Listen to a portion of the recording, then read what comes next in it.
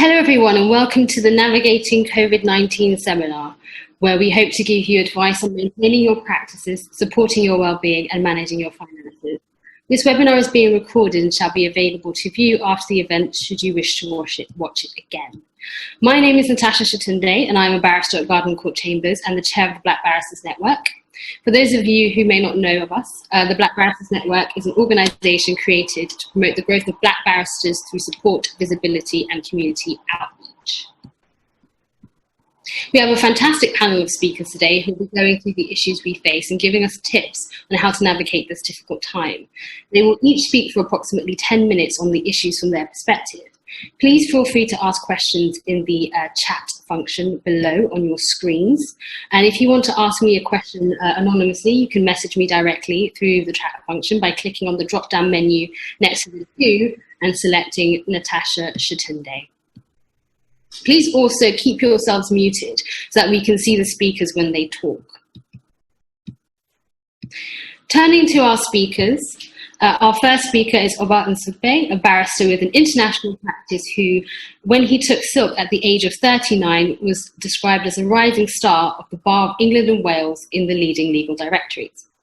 He's been the head of Pump Court Chambers for over 15 years and sits as a part-time judge in the Crown Court. He's a senior advocate in Nigeria, a bencher at Gray's Inn, a legal assessor at the General Osteopathic Council, and a former legal assessor at the General Medical Council and the Nursing and Midwifery Council. He is a founder of the British Nigerian Law Forum, a visiting professor of law at City University, and sits as a trustee for many arts organisations.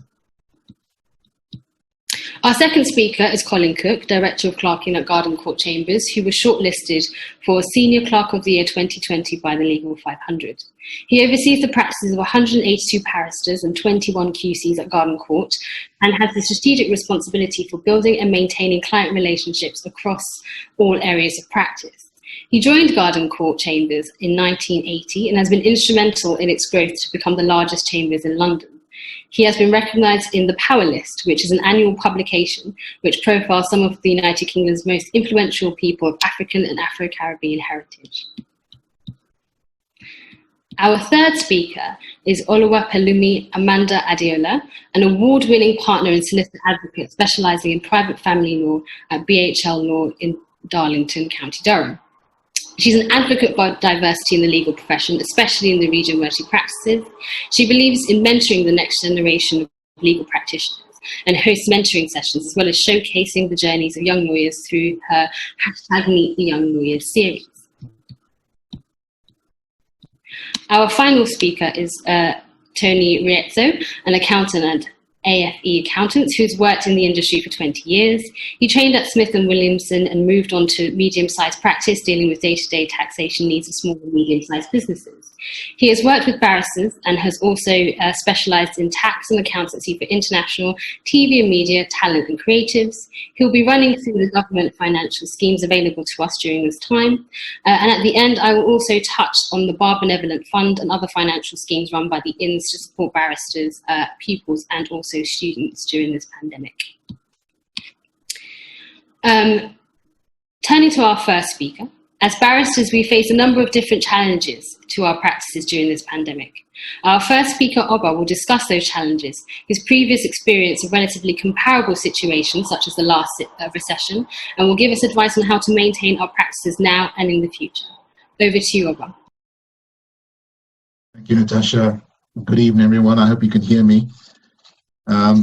So when people start mentioning the Great Depression, which certainly I don't remember, and if any of you are around, then you're in the wrong forum, you know that things are badly awry somehow. This is clearly a very bad time. Let's leave aside 2008, which is the last recession, and I certainly remember that. That was mainly related to the financial markets and banks, and the fact that we weren't regulated as tightly as we should have been. This particular period feels a lot worse because obviously thousands of people are dying. A disproportionate number of those people from the ethnic minorities, but perhaps that's a different forum, but that is a real worry. And people are dying in isolation. There is fear in the air. And in reality, there's a feeling of isolation if you're living on your own and so on. So this feels a lot worse, and in fact is a lot worse than 2008. And I think it's worth bearing in mind that talking in this forum as we are and talking about these issues, there is that very, very real loss of human life and grieving going on. So I begin with that because I don't want in any way, when we talk about what's possible and talk about us as lawyers, in any way to forget that human tragedy, which is so apparent. What I've been asked to focus on in reality is how we might approach it and how we might get through this in a way that hopefully makes us stronger. So with that sober beginning, I remember 2008, and I remember a lot of discussion around the reasons for that crash. The UK economy shrunk by about 6% in about 6 months. But this one, the predictions are it will shrink by twice that, if not 3 times that, in the period before we emerged like anything like normal. So the predictions are it's significantly worse. I think there are a number of pluses, and I think remembering back to 2008, one of the things that struck me was that as lawyers, somehow, whether there's a recession or not, we do find ways of surviving, indeed, quite often doing quite well in recessions, which is not something that is immediately apparent. And with this particular period, I feel sure that once you get through it and once you survive it, that will be the case again, as long as you're prepared. There's a feeling of uncertainty, which we all feel, a feeling of vulnerability, which we all feel. But actually, that's not such a bad thing, because we live in this kind of world, this macho-fueled world where everybody feels, has to put on a brave face. How tough are we, etc. Nothing's ever wrong in our lives. But actually, now that we're in this shared period of vulnerability, it does mean that people's guards are down much, much more. And you're finding you're having a lot more honest conversations. And I think that's a good thing, where, you're talking to people in their kitchens, you're talking to people in, their bedrooms, in environments that they're not normally in. And so for the guys, normally they got a shaggy beard and unkempt. And sometimes you're talking to women, no makeup, which is great. So I won't go there. But I think it's just illustrating a point that I'm making, that people are less worried and less concerned about appearances and more concerned about connecting on a deeper level. And so I think this is an ideal time for us as lawyers to build relationships. And I strongly advise that that's something that we should keep in the forefront of our minds. We can deepen relationships, either with fellow lawyers, either with our clients, either with solicitors, or indeed with people that may help us in the future, people that we can identify with. And you find that people are far more available. Those times when you couldn't get somebody, they weren't on the phone, etc. Suddenly everybody's around and with less to do, hopefully. So I think that's an important point. So I think I just want to go through, in the short time that we've got, some of the things that I would pass on to you in this period of, I think, vulnerability, this period of uncertainty and concern. The first is really about well-being. And in our chambers, we align ourselves with a large well-being specialists. We have well-being mentors for everybody, for the staff, for the barristers, and we have a number of mentors. Everybody knows who the mentors are. So and mentees. So we focus on these relationships between the more experienced lawyers and the younger lawyers, and that does provide a lot of reassurance. And in this period, it's been extremely important for mentors to get a hold of their mentees and make sure that they're talking to them regularly. And we stress that. The second thing is all about communication and making sure that Chambers knows that you're thinking about the direction, you're thinking about how people are affected. And so again, using ourselves as an example, very early on, I held meetings with a 10-year call and under group. We've got 25% of our chambers are 10-year call and under. And I wanted to hear from them. I wanted to hear how they were feeling. I wanted to hear what their concerns were. I wanted to hear what they wanted to see in chambers. And I've been holding those meetings. I've got another one coming up in a week's time. Less worried about the older group, although I am worried about them, but I've been focusing on the younger members of chambers. Third thing we did was we set up a hardship fund. So we recognize that there are a number of funds out there that people can access, and that's important. Obviously, the inns have got them, the government have got them, but we thought as a set we should have a fund. And so we set the clarion call out, and the response has been very good. And I would say that is something that actually has led to a lot of cohesion, because when you say that you're in it together, you've got to actually make sure that you walk the walk. That's been really good.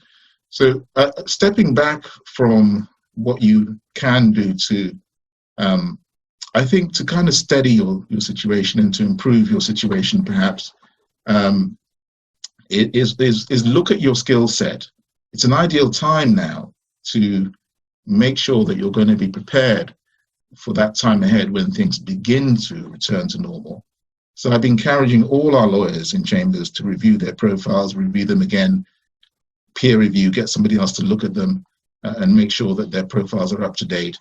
Make sure your billing's up to date. This is an ideal time to get those bills out and to try and get those monies in. We've introduced accelerated payments, so we're talking to our clients about the check coming with a brief because of this situation.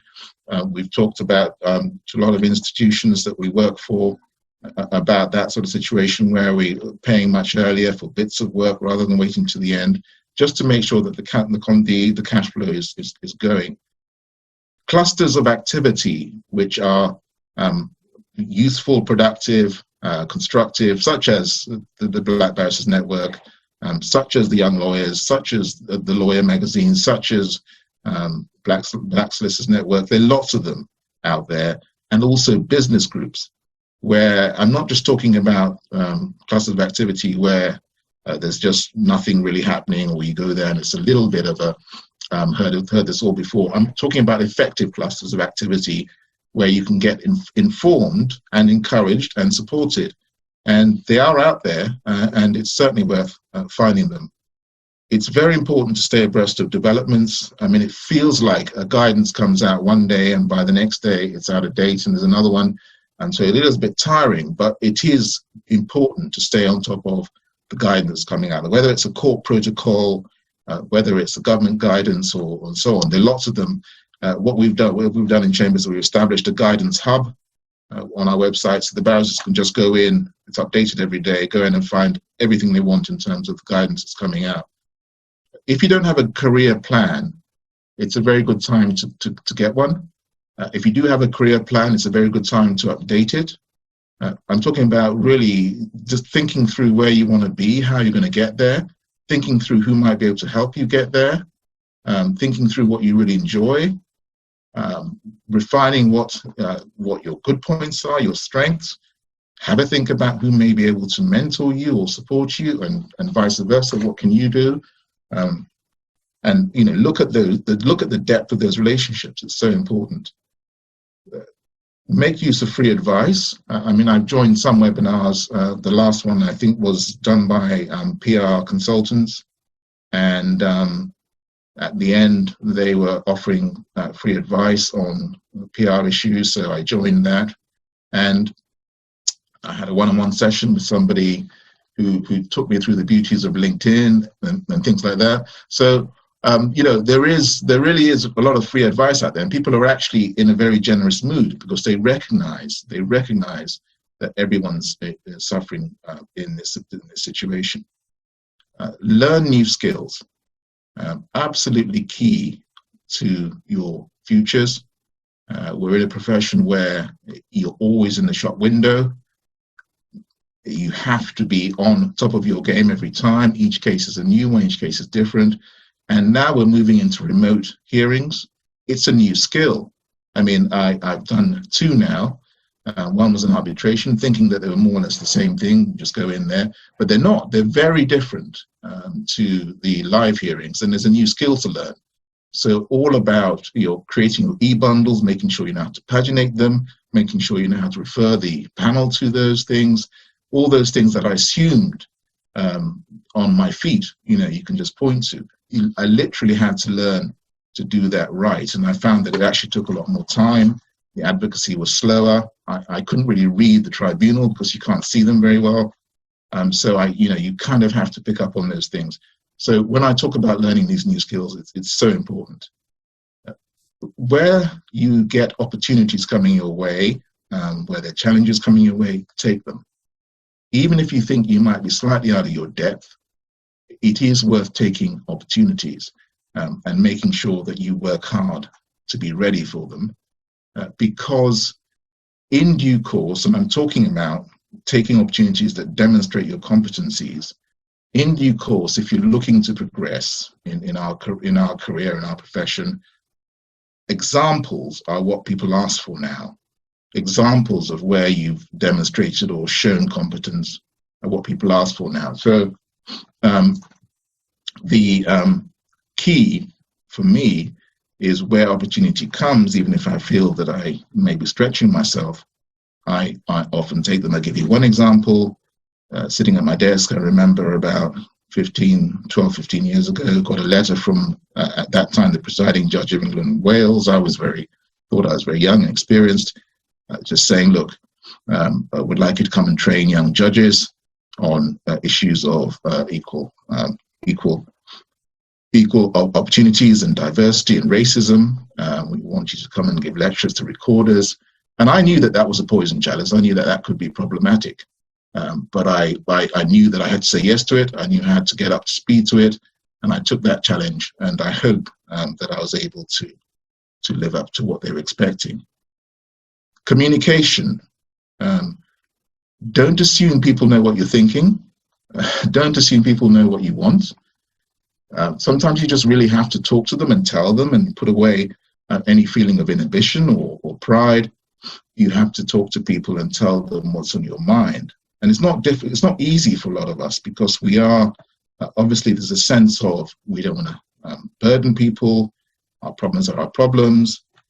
Our career thoughts are our, etc. But it's funny how when you actually communicate with people, you discover a lot, and you actually can discover a lot about yourself and about the fact that people are actually willing to help you. It comes as something of a surprise sometimes, but there are people out there waiting to help you.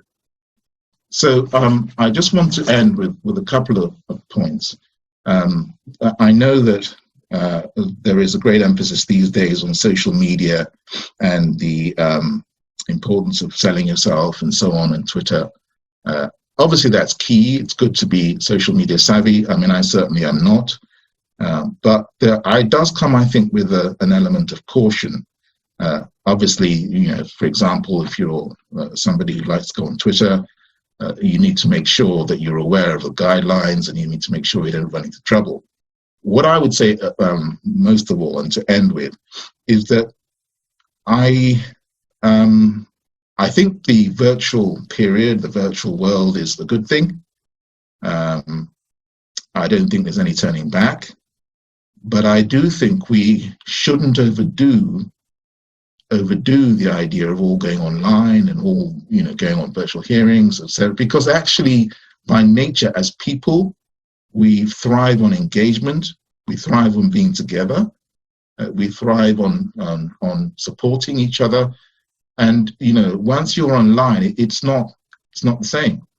And there's a real danger, I think, of leaving behind, for example, the clients who see you all going online and you're in conversation with the judge, etc., online. And so we must be aware that we've got to involve everybody and not get carried away with the virtual hearing world.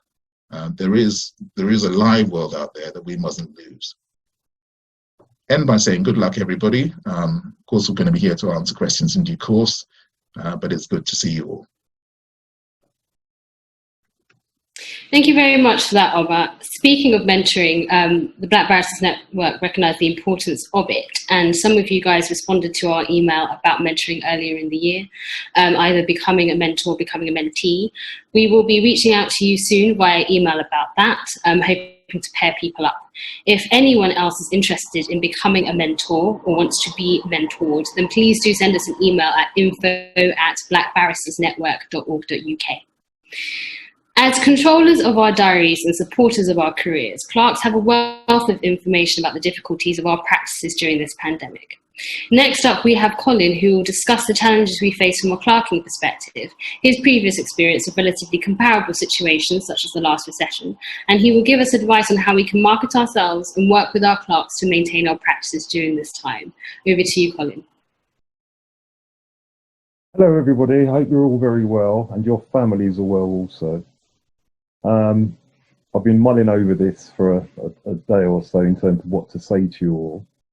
So I've drafted something that I'm going to read out, and hopefully it will help at the end of the day. I was not as concerned during the 2008-2009 recession, which devastated the world financial markets, as I am today with this current pandemic crisis. In 2008, Chambers as a whole, both members, clerks and administration, worked hard to provide an excellent service to our national customer base, which meant we kept and generated work, new work that is. Marketing during this period was also an essential tool for Chambers. I, along with Chambers, was supported by a trusting solicitor base built up over many years. The world today has stopped moving because of this pandemic. Most, if not all of us, have never faced this type of stoppage to the justice system before. What we are facing today is unprecedented and completely different to that of 2008. I therefore cannot give you a comparable situation in my long tenure as a clerk.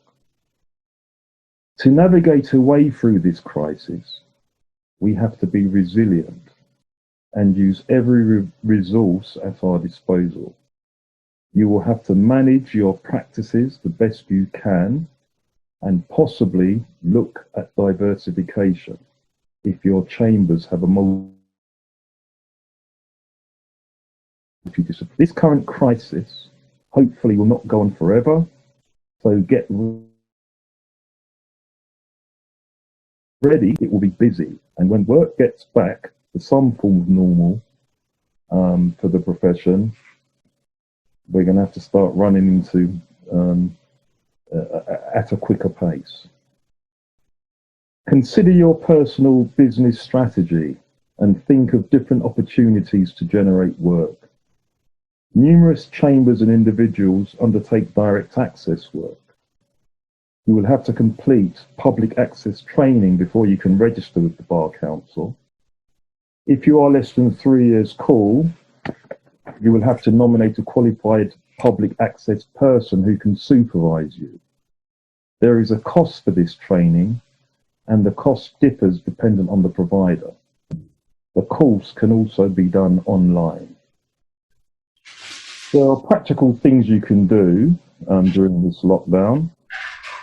Make sure your chamber's profile is up to date and interesting for the reader to identify with you.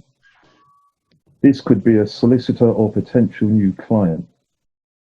Make sure you keep in contact with your solicitor base by phone, email. Personal communication goes a long way.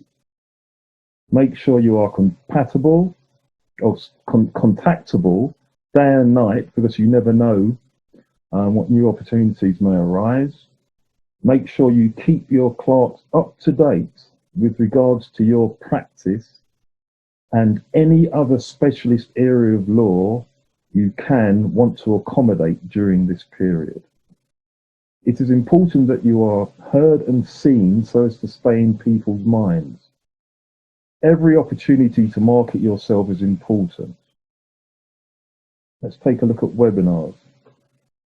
Chambers, Garden Court that is, has been conducting numerous webinars and advising on the legal implications of the coronavirus.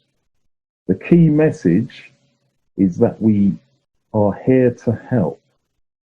Make sure you are a panel member when your chambers is providing this type of effective marketing exercise in line with your expertise. Since the lockdown, we have had a huge positive response to our webinars. Social media. There are numerous social media sites where you can write interesting articles and market yourself in the area of law in which you practice. This in turn can connect you to many different opportunities.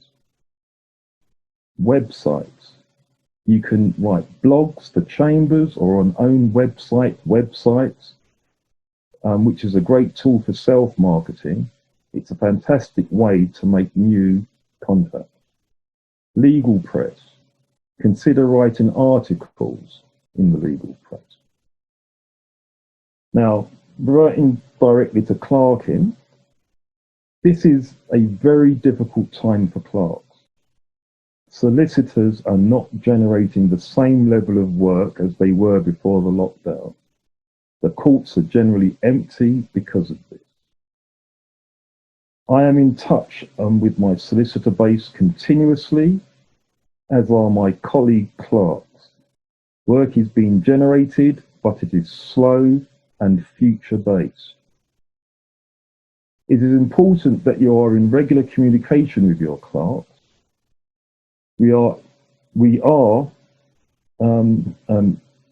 placed to manage your practice, and we try to manage your practice the best we can.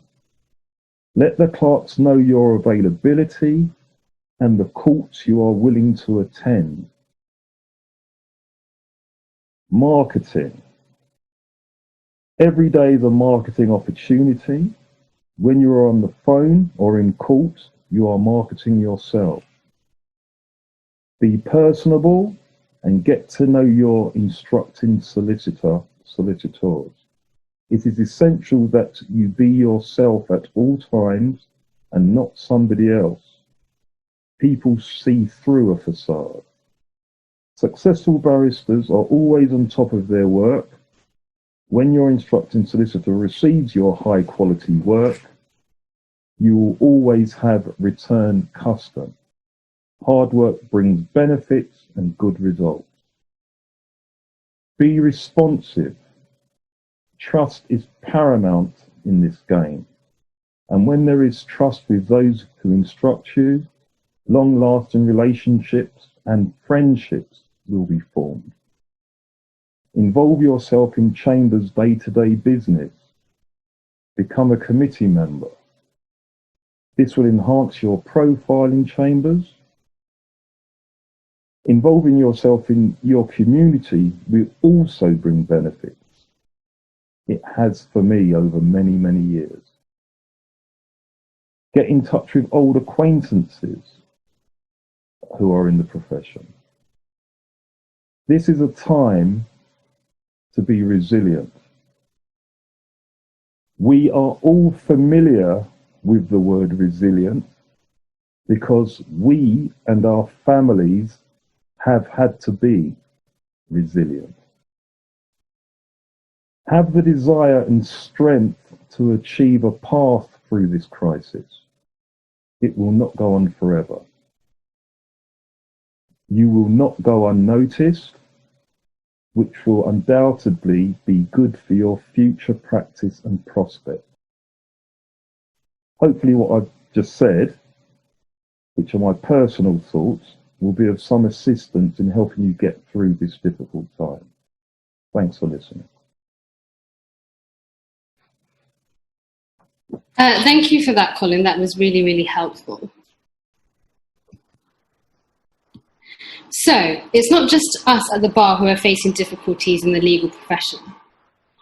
Our next speaker, Adeola, will discuss the challenges faced by solicitors during this time and give us advice on how to market ourselves to solicitors and support them during this time. She'll also give us advice on how to maintain our well-being during the pandemic. Over to you, Adeola.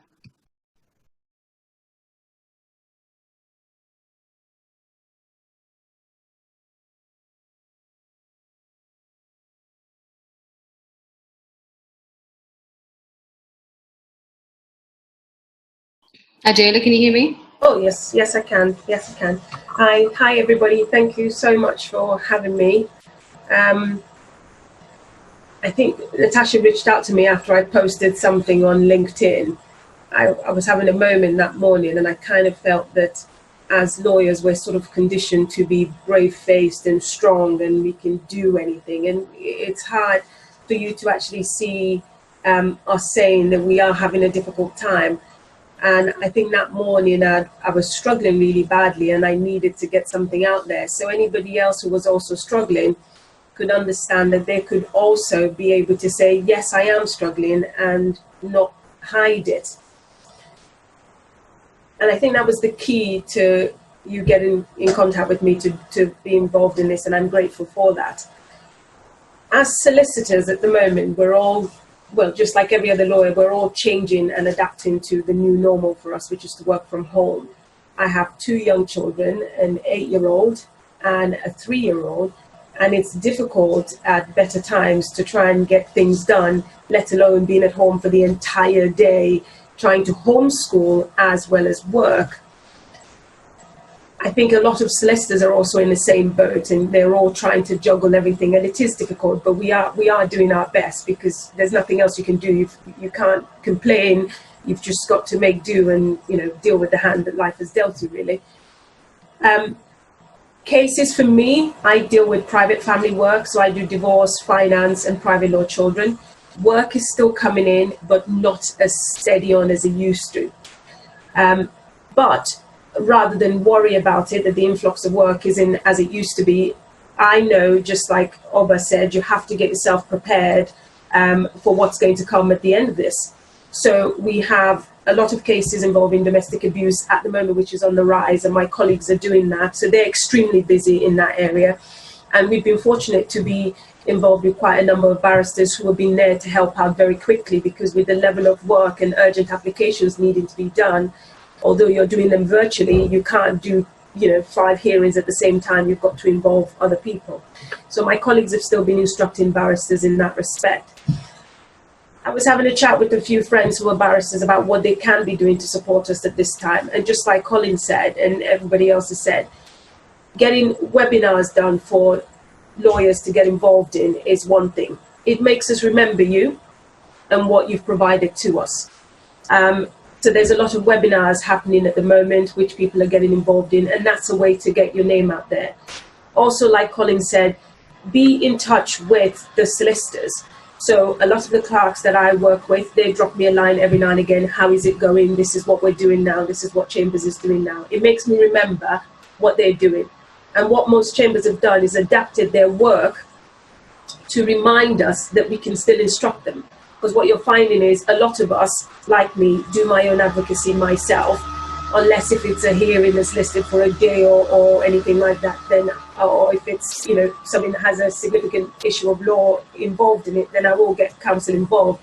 But you're having a lot of those hearings now pushed back till God knows when. We don't know. We're still waiting for dates. Because what you're having now is just short directions appointment, or 2-hour contested hearing being listed, not anything that's longer than a day. So we have all that taken out of the list from about, I think it's from about June now. We've got all of that out of the list, and I think they're going to be coming in and being reviewed again later on through the year. So being in touch with the clerks and them letting you know what areas of law the counsel is still there and available for. So I got one recently from one of the local chambers that we use here called Trinity Chambers in Newcastle and Middlesbrough. And they've done like an A4, colourful paper saying you can still have counsel for opinions. You can still have counsel for this. You can still have counsel for that. We're still here to support you in any way that you want. And that's a very good reminder, and to continue to forge that relationship with the bar.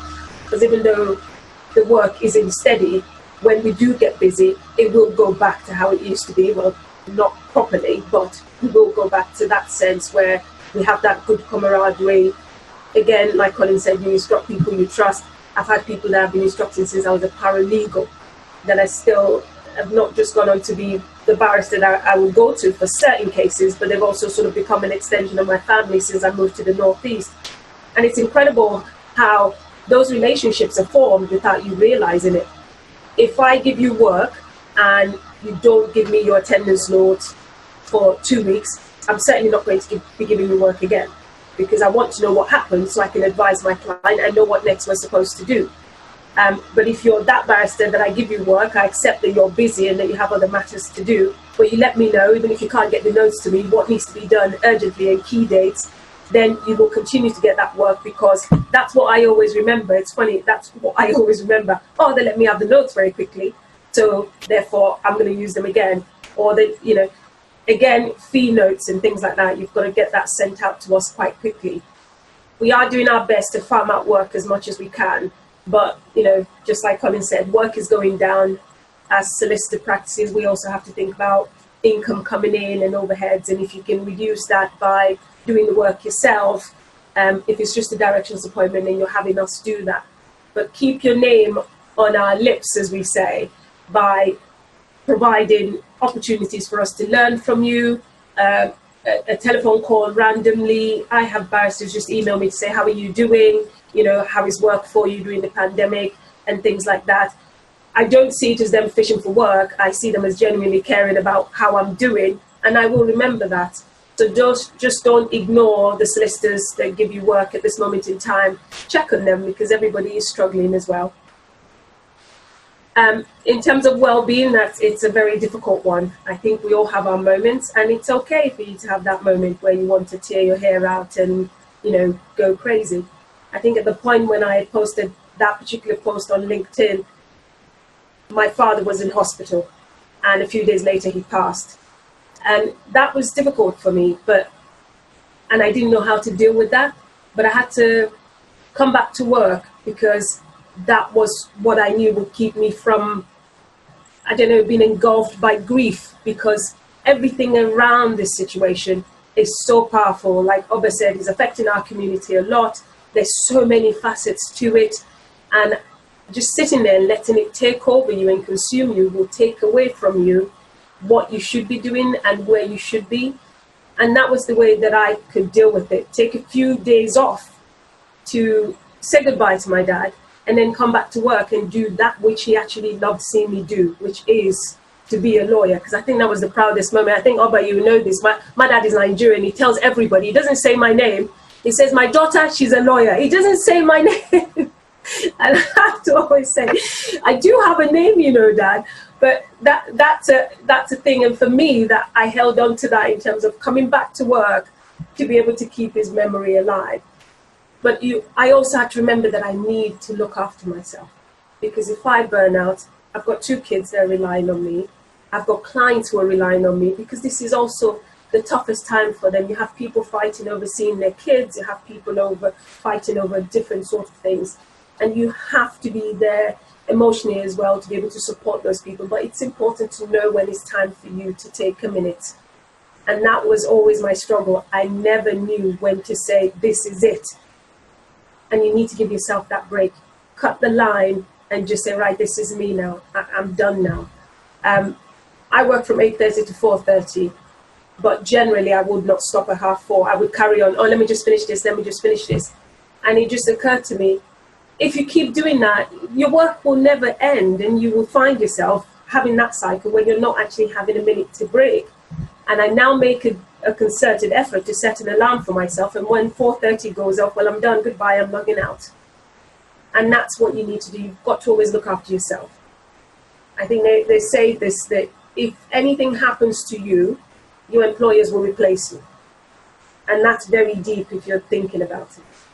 So you always must look after yourself and not kill yourself over work, because there's always tomorrow. You can always go back to it tomorrow. Whatever you don't finish, we'll always go back to it tomorrow. I think the other thing that I've learned during this time is to learn to be honest. I think Oba mentioned communication.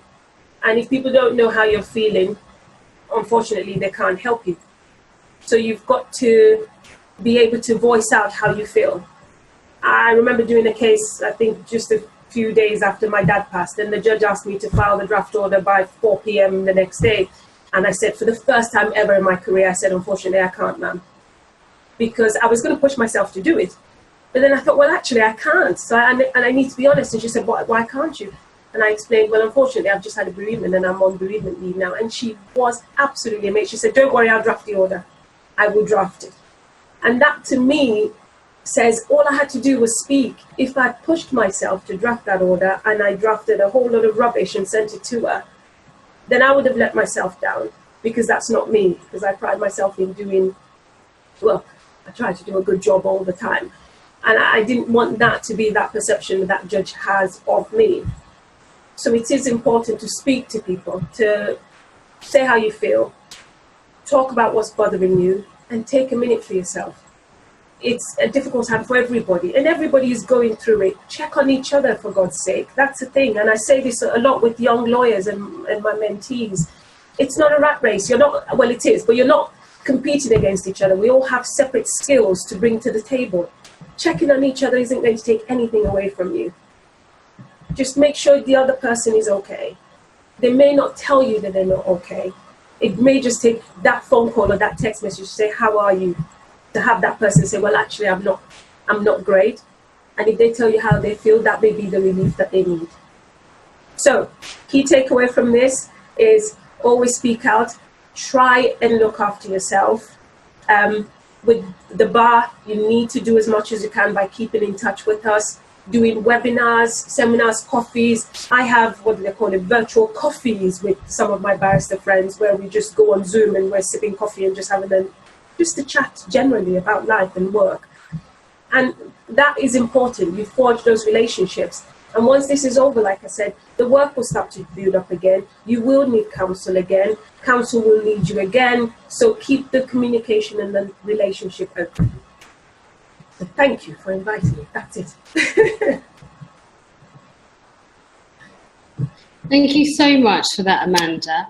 And I think I speak for everybody in saying that we are so sorry for your loss, and our condolences to you and your family. Thank you. Thank you. Many barristers are facing financial difficulties during this pandemic, which is particularly acute for people who have court-based practices. With many courts closed, some barristers have been unable to work or do a similar amount of work that they used to do before the pandemic, which has led to or will shortly lead to a diminishing cash flow. At the same time, we still have professional and personal expenses to pay. Tony will now explain the government support available to those of us who can take advantage of it. After he speaks, I'll go on to deal with other financial support that is available. Tony, on to you.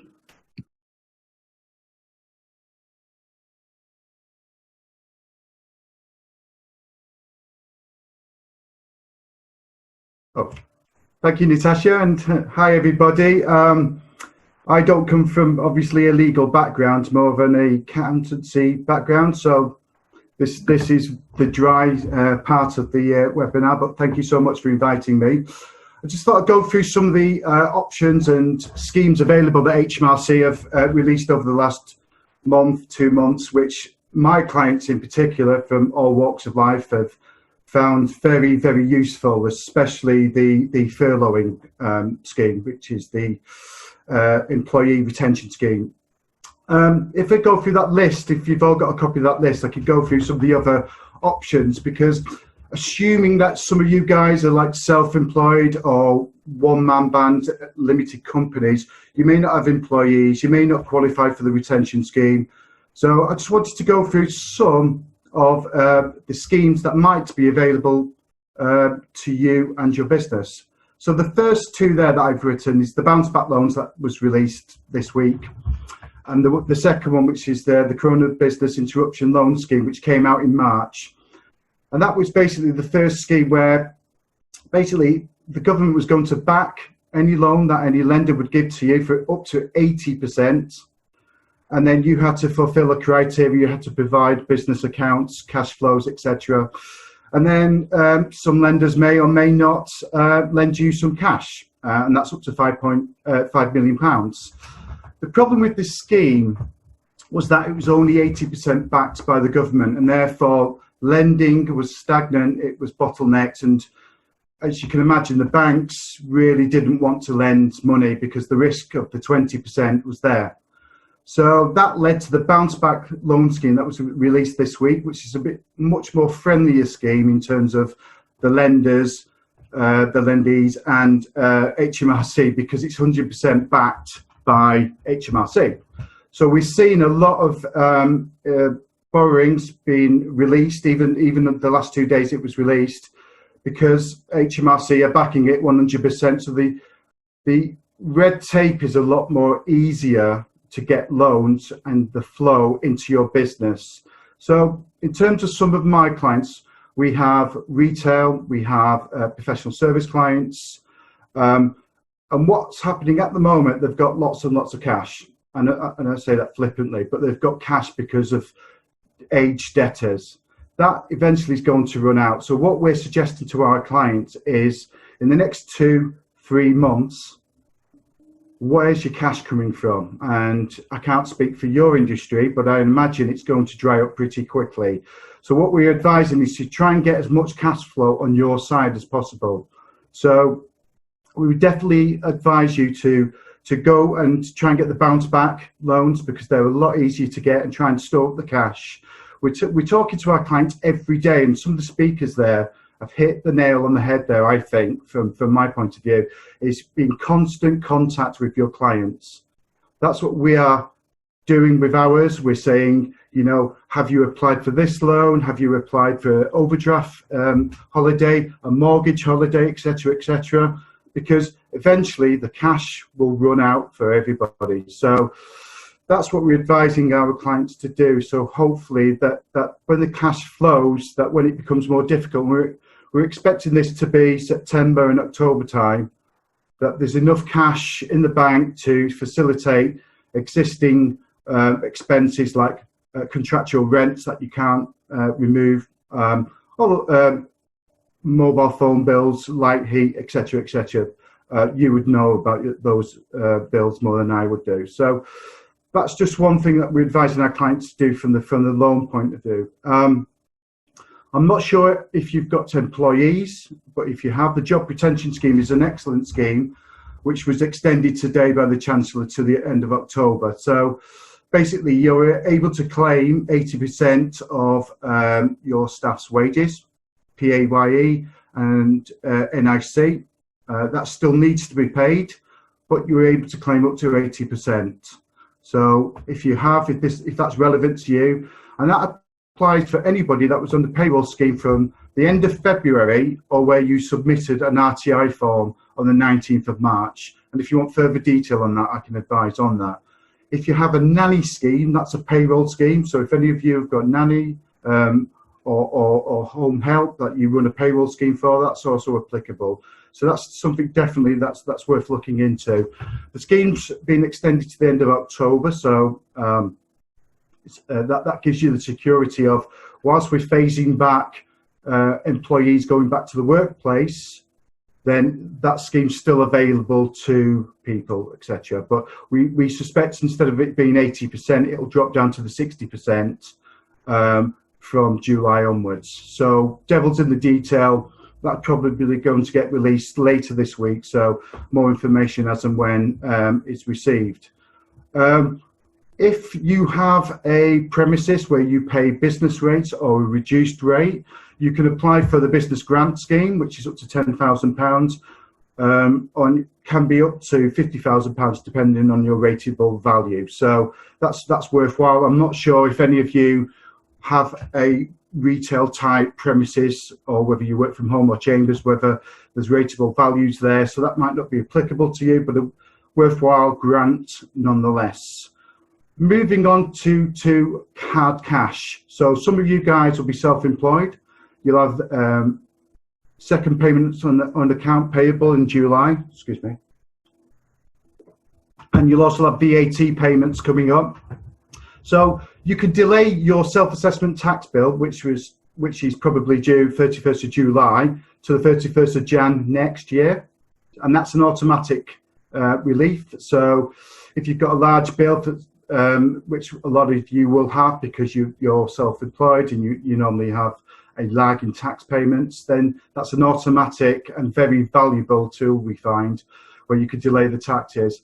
VAT, if you've got a VAT payable from the 20th of March to the 30th of June, that's automatically delayed until the 31st of March 2021. The only thing you have to do if you're on standing order is cancel that, otherwise they'll take it. So that's another very, very cost-effective for cash flow tool that I would advise on taking. And a lot of my clients are saying, well, I can pay the VAT bill, and we're saying, well, when will you go back to work? So it's useful to just think about what you're going to do for the next 6 months. Where's your cash coming in? So when you're applying for these loans, you'll think, how much do I need to survive for the next 6 months? Or when is normality? We don't know. So we're just advising at the moment 6 months. That will determine the size of the loan that you may need and whether you defer your VAT or income tax. It's worthwhile to think about that and have that reviewed in due course.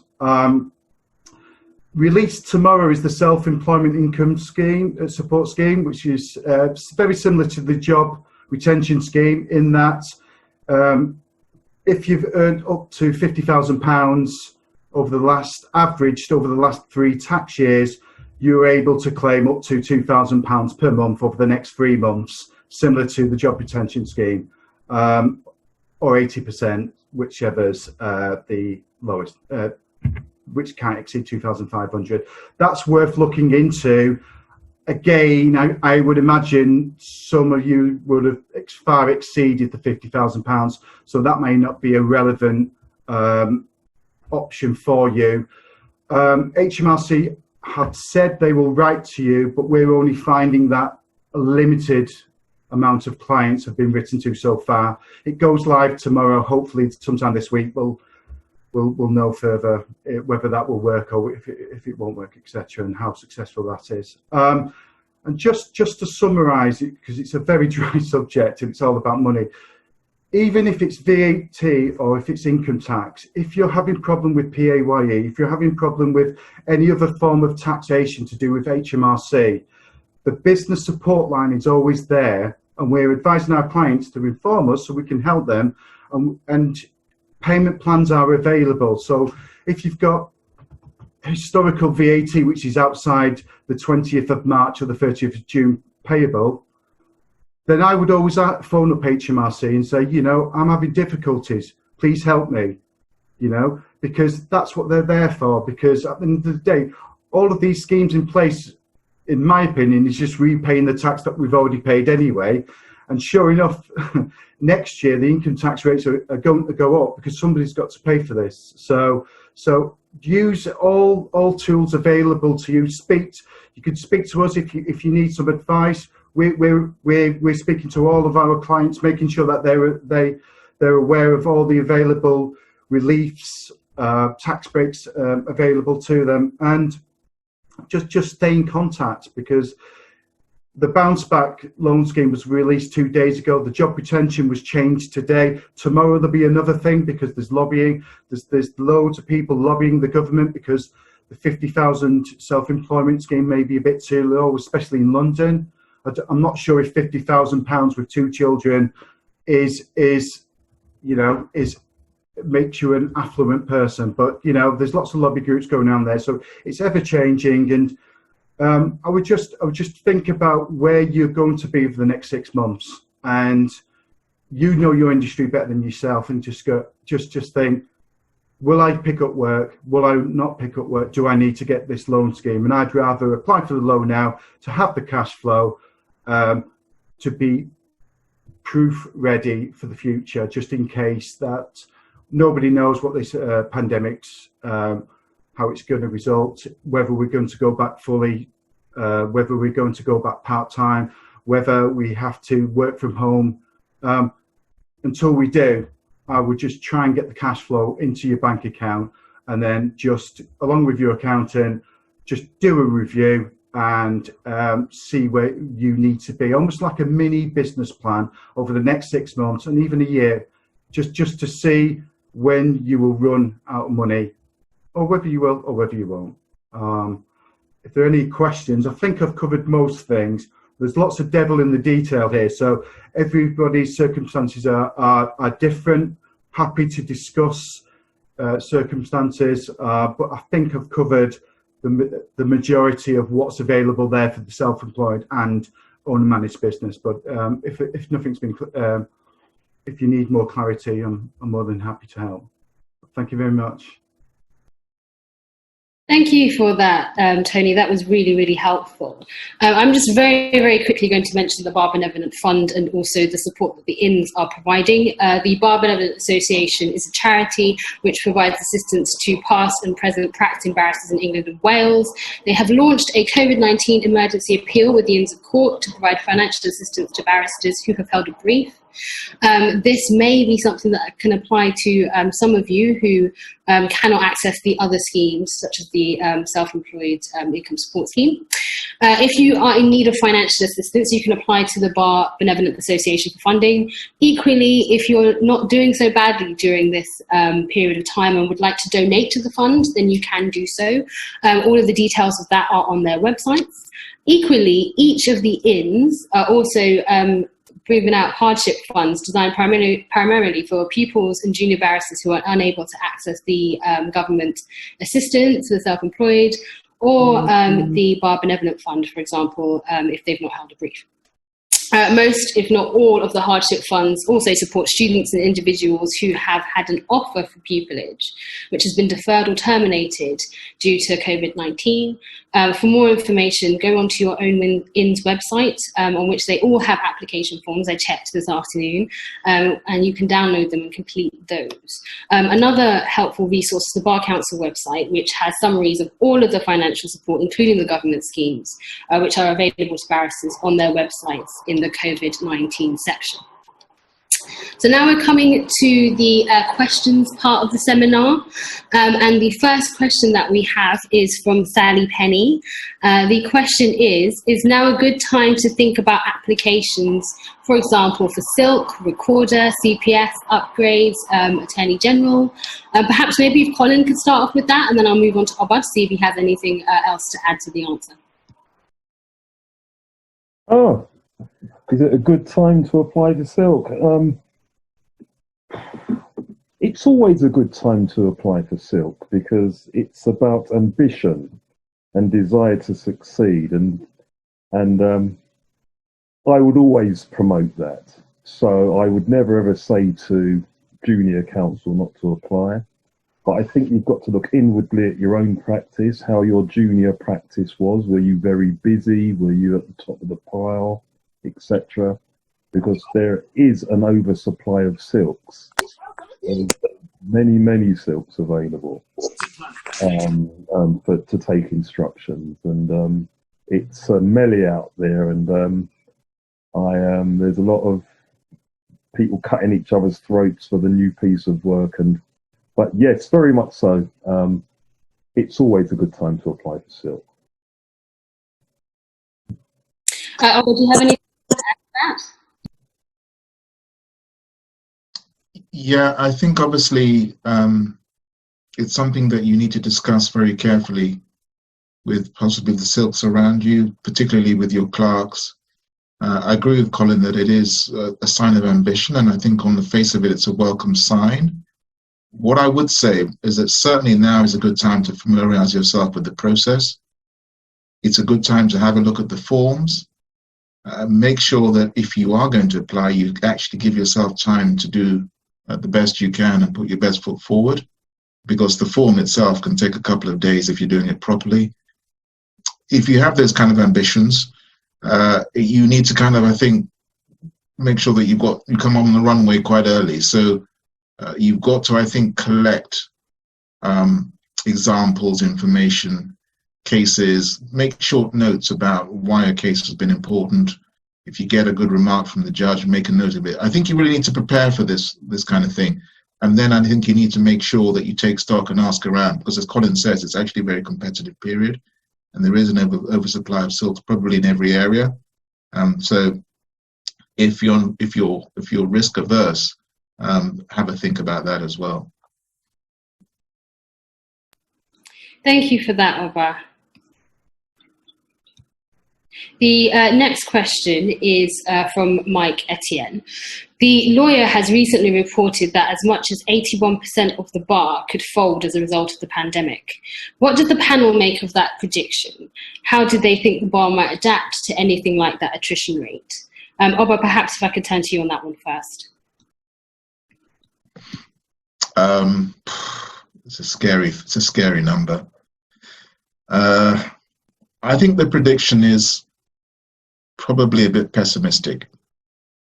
I mean, I have heard, unfortunately, about a number of chambers who are in trouble and possibly facing collapse, which I think is a real worry because obviously it involves your colleagues, and you know that within that set are young lawyers who have set their hearts on being a barrister. So it's a real worry, the figure. And also lots of sets are contracting pupilages, so they're offering far less. Some are poor pupilages altogether now. Certainly many have cut down. The reason I think it's pessimistic is because the bar actually, a word that Colin used, the bar actually is very resilient. You know, we've had a number of threats over the years, and you come to a stage where you suddenly realize you've been around a long time, and it's kind of, you know, you think, wow, you know, am I still here? So we've kind of had these threats over the years. We've had threats about the bar not existing, about solicitors taking our work, etc. But we've always found ways of surviving and in fact, I think getting stronger. You've had threats to the silk system. That's, you know, we've heard that's got to go. But it's, you know, it's all about ensuring that we identify the threats and we find a way of collaborating to find our way out of them. So, you know, for example, Amanda, my condolences to you on what you said, which was so poignant. We found a way of working with solicitors. You know, we heard all about the direct access threat to solicitors, and, you know, solicitors would react badly to direct access. What we do is, if a direct access client comes our way, we invariably say, if it's got any kind of complications or correspondence, we'll find you a good solicitor, and we ring up a solicitor we know that will give a good service.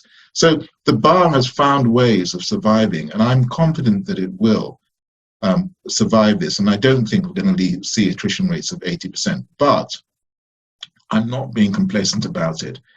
Where you have these challenges, unfortunately, it is the minority groups that tend to be at risk first.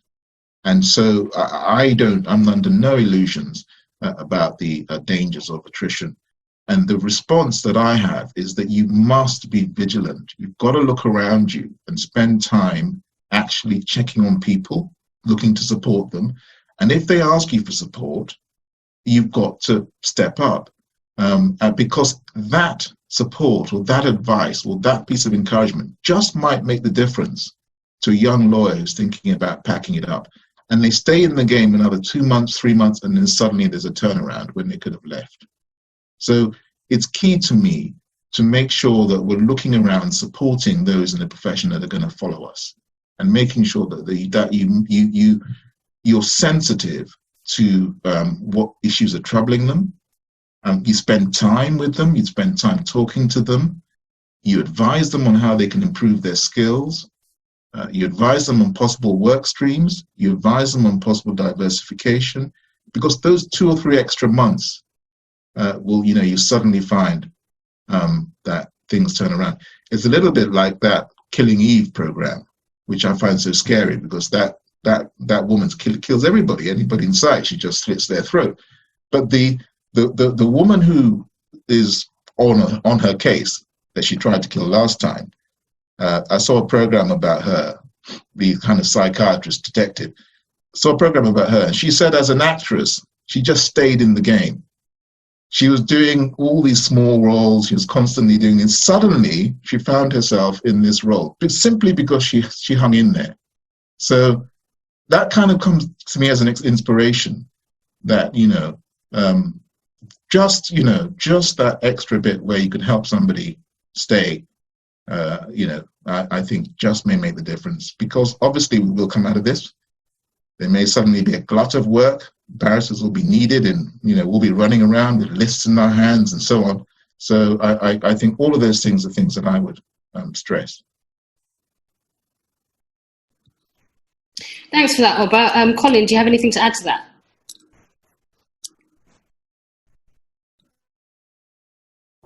I think Oba's answered, everything. So no, nothing to add really. No.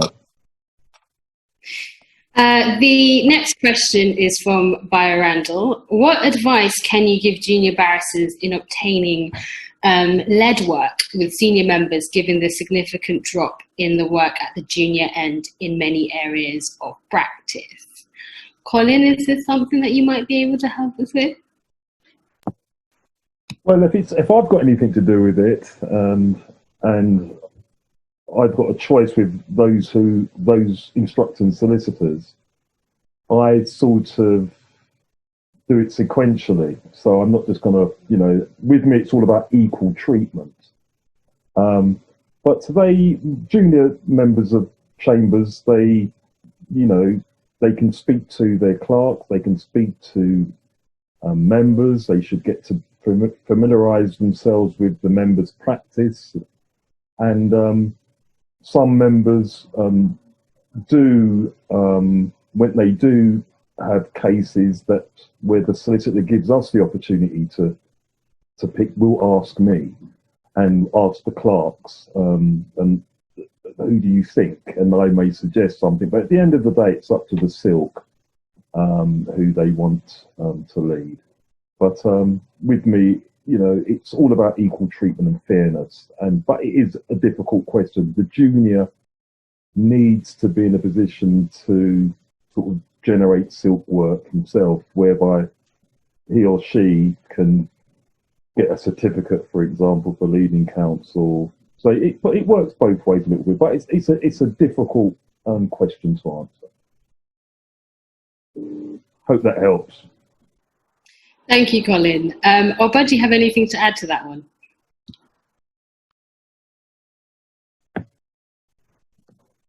Hi, Natasha. Yes, I do.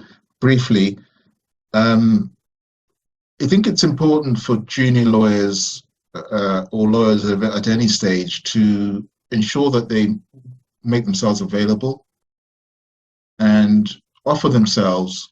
Sometimes just say, look, I just want to gain experience in an area. Either I want to shadow, or I just want to get some experience in a particular piece of work.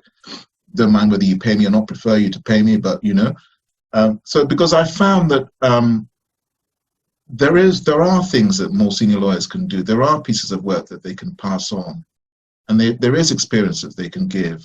So they can give out pieces of work, which, a junior lawyer, and I think you should pay a junior lawyer if that work is good. You should pay a junior lawyer. So quite often, I prefer to give out pieces of work. I mean, one example is it's an employment case. I don't think I particularly skilled at employment, probably haven't a clue what I'm doing, but there are ramifications around that employment case, which are human rights issues, and whether that person has a route at their work to adjudication, because the work at a big bank doesn't have any kind of route to kind of check whether that person's been properly or fairly dismissed or fairly treated. So that's something I readily give out, that kind of thing. And so I think that cascading of experience and work is critical at the moment. It really is critical for the period that we're in, where you can just, pass on either experience or work at a time when a junior lawyer may need it. And I can see a question coming up around second six pupillage and pupils, because this is a serious problem. We've got pupils in chambers just finished their first six, and you couldn't remember. We remember that time. You're waiting for your first case. You're eager to get off and running, and then there's no work. You can't go to court, and so you can imagine a second six pupil losing 3 or 4 months' experience on their feet.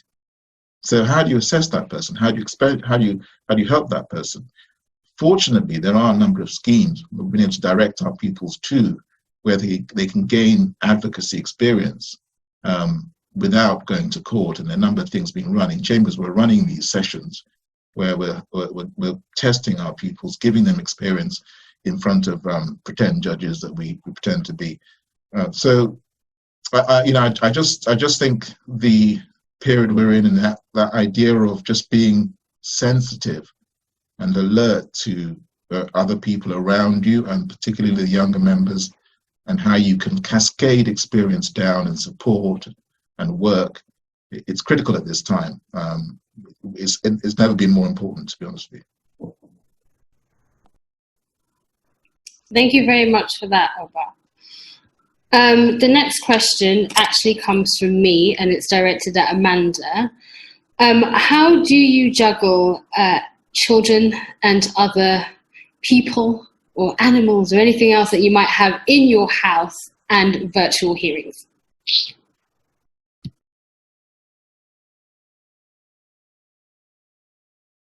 Right, it's a task in itself. So, like I said, I've got a 3-year-old and an 8-year-old. Probably not a good habit, but I tend to wake up at 5:30. So I get myself down, and usually before they get out of bed, I've already done about 3 hours worth of work. So that gives me time to, when they get up, to then look after them and, do whatever we need to do and start homeschooling. It's not easy, but I find that it means that I could account for all the getting up, because they make me get up and I want biscuit, I want a wee, I want whatever. You're just up on your feet pretty much every time. But when I do have virtual hearings, I'm very lucky. My husband takes them away from the entire area, because the judges want you to confirm that there's nobody else in the room whilst you're being recorded. So he takes them away and keeps them busy. So that's how I manage with the remote hearing. But it is difficult to try and get your work done. When you're in the office, you've got your full 8 hours or whatever it is. You get up, have your odd coffee break, walk around. But when you're at home, it's more difficult when you have kids requiring your attention pretty much all the time. I think with my oldest is easier. He can just get on with his work. He logs on and off he goes. But with the 3-year-old, Jesus Christ, it's a nightmare. She intercepted one of my Zoom conferences the other day and just sat in front of the people. I was like, no, go away. But I think everybody now accepts that this is what's happening. You've got kids, you've got pets, it's what it is. And therefore you've got to adapt. I love British Gas. When you call them, their helpline says, all our employees are working from home. We will warn you now, you may hear children crying, dogs barking, it's how it is. And I love it. I just think it's so honest. So if they answer the phone and you can hear children crying, you know that that's what life is at the moment. And I think everybody is very understanding of it. So that's how I juggle it. I try. You have days when you want to tear your hair out, but when they come to you and say, I'm sorry, mommy, for interfering with your call, everything just melts away, doesn't it? And you just forgive them. So there you go.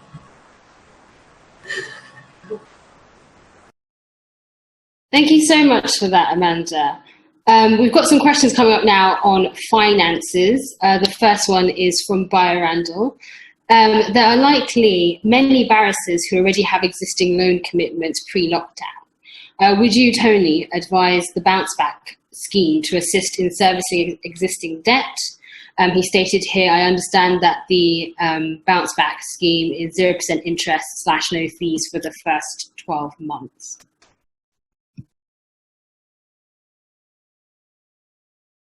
Tony, if you could assist us on that one. I've got used to it now. So the main point of the interruption and the bounce back loans are as follows. The interruption is because it's an interruption of your income. So it's for businesses as of 31st of December 19 had perfectly good running businesses. Then all of a sudden in March, when the lockdown happened, the business was destroyed or was put on hold. So in terms of would you pay off existing debt, I don't think that that's the purpose. And I'm going to dodge the question slightly because it's almost offering investment advice. The point is to store up cash and pay existing liabilities and forthcoming liabilities due to the interruption of what COVID's happened. In terms of interest rates, both loans offer 0%, zero fees for the first 12 months, which are covered by the government, which are excellent. And the loans are repaid over 6 years. So it's an excellent form of debt for your company. So they're the best loans out there. I've also seen another question on credit rating. as with any loan, bounce back, interruption, overdraft holiday, mortgage holiday, you should always ask the lender if it would have an adverse effect on my credit rating. And a lot of banks now, and I think NatWest is one of them, not that I'm recommending NatWest, but I bank with them, they've said it will not affect blah, blah, blah, if you have a holiday on your overdraft. So it's always worth doing that, just as a bit of, peace of mind, as it were. So in terms of should I get a loan to service, it's not something that I would recommend or could advise on. However, it's mainly to do with the interruption of your main income. Does that answer your question, hopefully? That's really, really helpful, Tony. Thank you so much. And you covered both of our finance questions. That was really, really useful. We've got a question for Oba, and that's from Tunika. When is the right time to step up, make the most of the opportunity? For example, a junior taking a case that is above their usual level of practice. Oba, do you have any advice on that? Take it, but don't foul up. Okay, so I think you get a case where you know that it is going to test you seriously, and you've probably never done that kind of case before. And that case has come to you maybe a year or two early. And the hairs on the back of your head are standing up, not that I've got any. Now, I would talk to respected colleagues. I remember the first time I did a rape case, and I was very junior, and I didn't really think, I wasn't too sure about whether it had come early. I spoke to half a dozen people around me, and they asked me for the facts of the case, asked me what line I would take with it, etc., talked me through it, and then by the end of it, I felt a lot more confident. Then I spoke to my clerk and got my clerk's view. So I really would, when you ask me the question, when is it right to step up, you need to check around you, take advice, talk to people you respect, talk to experienced people, talk to your clerks. And if by the end of it, you're feeling more confident and you can see a case strategy, see a way through, take the case. If by the end of it, you're saying to yourself, this has informed me, and actually I think I really am out of my depth, don't take the case. But there will come a time when you have to reach up and take a case which on the face of it worries you in terms of your experience and your abilities. And you're just going to have to talk around it. And then I think if you're feeling confident and you worked your way through on your game, then you take the case. That's the best way to advance.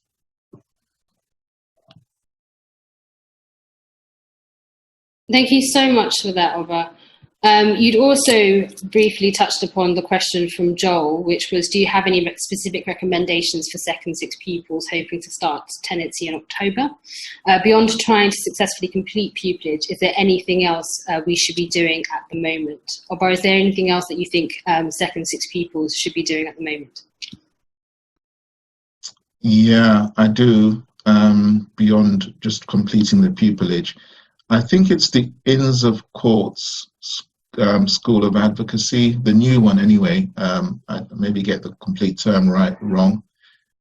That does run a course that you can book onto if you're a second 6 month pupil to gain experience. And I strongly recommend that. If your chambers are not doing advocacy sessions, please ask them to set them up for you, because you do need time on your feet. You do need people to throw you googlies. You do need that experience in a setting which is as real as possible to court. As a second six, I think you should be asking around for work. You should be sending emails out saying that you're available, that you'd like to do work. Does anybody have any work that they can offer you?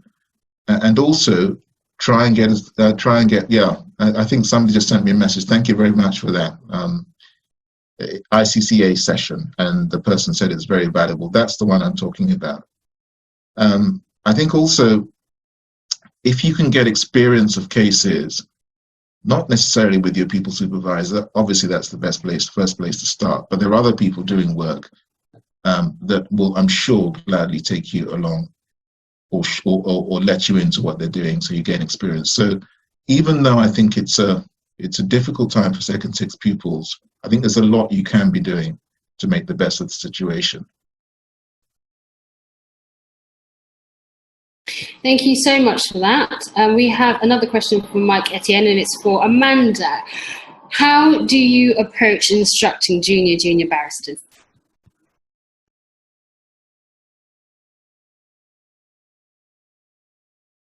Sorry, I keep waiting for you to unmute me. I don't know. I could do it myself, actually. Yeah. I think it depends on the case, and I don't have any issues with instructing juniors. I think I trust the clerk's judgment a lot. I have a good relationship with all the clerks in my local area. And if I tell them what it's about, and I say to them, who do you think I should use for this? If they tell me that it's a junior that's available, and I know that the client is not difficult and it's something that they can handle, then I'm more than happy to instruct a junior barrister. Because the way I see it is, we all started somewhere. I started as a trainee solicitor, and if clients didn't trust me to do their work, then I wouldn't be where I am or get the work that the level of work that I get now. So you do have to trust your clerk's judgment. And like I said, I have a good relationship with them. I tell them what the case is about, and I say to them, do you think that they'll be able to do it? Because sometimes your bio on the website doesn't really do you a lot of justice. When you speak to the clerks who know you, they're able to say, right, hang on a minute, yes, this person will be good for it. And I have instructed junior barristers, and there are a few that we started as juniors together, so they were doing their pupillage, I was doing my training, and it's interesting to see how everybody comes up in the rank. I don't say no. And one other thing that I wanted to say, actually, which I didn't mention, which has really helped a lot of the barristers that I use, I don't know if some of the chambers in London do it, because I'm up in the sticks somewhere. A lot of the chambers that are here, they have some of the barristers do pro bono work. And if I have a client who's desperate and can't afford it, or has been paying for legal services, but then all of a sudden can't afford it, I'm able to reach out to them, and I think some of them do a few hours of pro bono a year. And that has really led to a lot of work for quite a few of the barristers that I use, because people remember that favor that you did for them on a complex matter in a situation that was dire and nobody had money because of the change to access to justice and no public funding for some family matters. So it's important to bear that in mind if that's something that you want to add to your practice. People remember it, our solicitors don't forget. So I thought I'll mention that as well. Thank you so much for that, Amanda. I think that's all of the questions that we had for today. And I just want to thank all of the speakers for volunteering their time to appear in this webinar and to provide us with their advice on how to navigate this pandemic. I also want to give a quick shout out to Garden Court Chambers for allowing us to use their Zoom account for this webinar. I also want to thank the committee of the Black Barristers Network for pulling this seminar together, and I hope you guys found it very, very useful. And finally, I'd like to thank all of you for joining us today. Thank you so much for participating. Thank you so much for putting some amazing tips in the chat. And if you guys just want to scroll through it before you leave, then please do so. If you have any ideas for events or socials that you would like the Black Barristers Network to organise, please do send us an email to info@blackbarristersnetwork.org.uk, send us a message on LinkedIn or message us on Twitter.